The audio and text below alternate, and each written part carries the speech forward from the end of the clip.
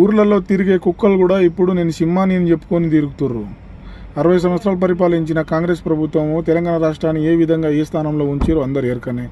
10 సంవత్సరాలు పరిపాలించిన BRS party Telangana రాష్ట్రాన్ని ఏ స్థానంలో ఉంచిందో ఇది కూడా అందరు ఎరకనే. 10 సంవత్సరాలు పరిపాలించిన తర్వాత కాంగ్రెస్ అధికారంలోకి వస్తే మీరందరూ ఊర్లలో తిరిగే పిల్లలు కూడా ఈరోజు నేను సింహాన్ని అని చెప్పేసి గల్లీ నుంచి ఢిల్లీ నాయకులు అందరూ ఏడబడితే ఆడ పిచ్చి పిచ్చిగా మాట్లాడుతున్నారు. రేపు 2029 సంవత్సరంలో మళ్ళీ బీఆర్ఎస్ పార్టీ అధికారంలోకి వచ్చిన తర్వాత కాంగ్రెస్ ప్రభుత్వాన్ని భూస్థాపితం చేస్తుంది. తర్వాత కాంగ్రెస్ పార్టీ అనేది నామరూపంలో తెలంగాణ అయితే ఉండదు. మీరు జోడో యాత్ర చేసినా మొత్తం బోరు గట్టి యాత్రలు చేసినా కానీ తర్వాత కాంగ్రెస్ ప్రభుత్వం మళ్ళీ తిరిగి రాదు. ఇప్పుడైనా కొంచెం మారండి, అర్థమవుతుందా? ఇప్పుడేమో సింహాలు అంటారు, తర్వాత బీఆర్ఎస్ పార్టీ అధికారంలో వచ్చిన తర్వాత ఎలకలు తయారవుతారు, తర్వాత ఏ బొక్కలో దాక్కున్నా కానీ వదలం.